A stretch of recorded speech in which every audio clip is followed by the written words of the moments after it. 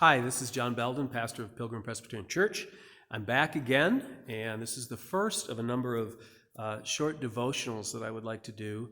And I've chosen to do these out of Luke's Gospel, Luke chapter 12. And so I encourage you that if you have a Bible to turn there, because I will be referring to different parts of the chapter. And I want to tell you why I chose Luke chapter 12. And I want you to listen to these words.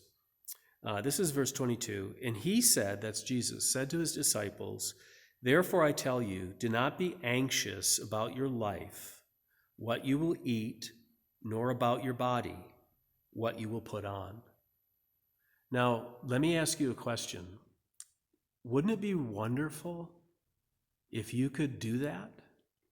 Wouldn't it be wonderful if there was a way that you could hear those words and you could put that into practice and not be anxious about tomorrow, about what you're going to eat, about what you're going to wear? Basically, this is talking about basic needs. And wouldn't it be wonderful if you could leave that in the hands of God and have a peace of knowing that you're okay, that you're secure, that things are going to be okay because your God is in control? Now, if you say in response to that, yes, that would be wonderful, then I have good news for you, because this chapter is about how God gives that to people, to his people.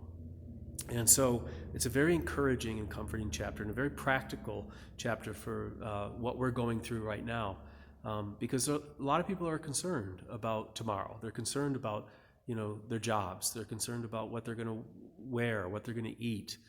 These are all very relevant things, and so I hope you find this to be very encouraging.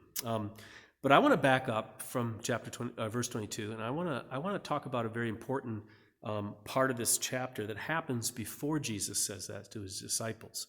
And it's commonly known as the parable of the rich fool. And this is what introduces us to this topic.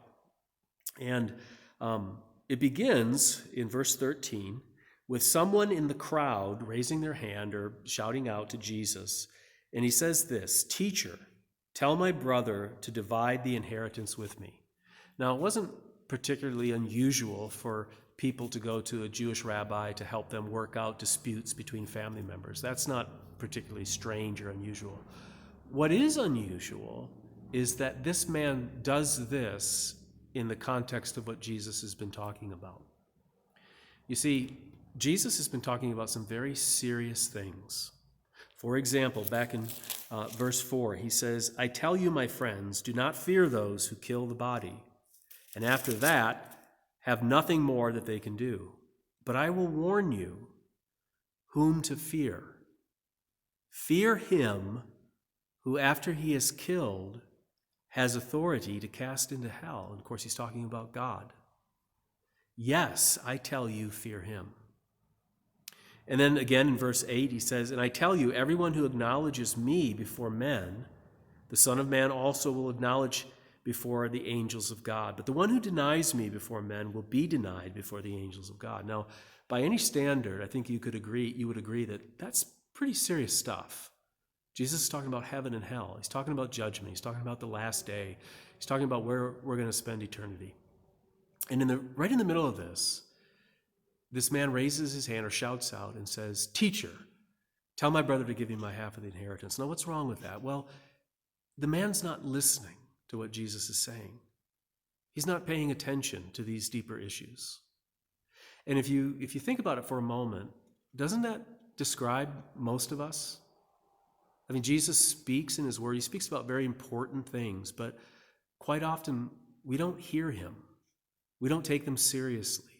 We're caught up in our minds, and our hearts are wrapped up in our possessions, or our work, our daily activities. And it's not that there's anything wrong with those things in and of themselves, but when they come to the point where we can't really hear Jesus Christ tell us about the things that are really important, that's when it's dangerous.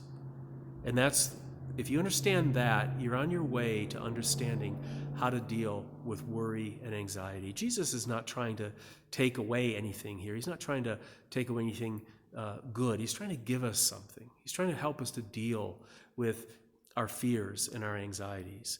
And in order to do that, we have to realize that when he speaks, we've got to listen to him. We got to take it seriously. We got to put aside for a moment all the things that we think are important, and we have to let him tell us what's important. Or you might say it this way: we have to put aside our questions even and say, or our desire for answers, and say, Jesus, help me to ask the right questions. And so that's what we're going to be doing as we walk through this chapter. We're going to be letting Jesus tell us what the right questions are, letting Jesus tell us what the right things that we need to be focusing on are. And so I encourage you to tune in. We'll continue this study as we work our way through Luke chapter 12. Thank you. Bye-bye.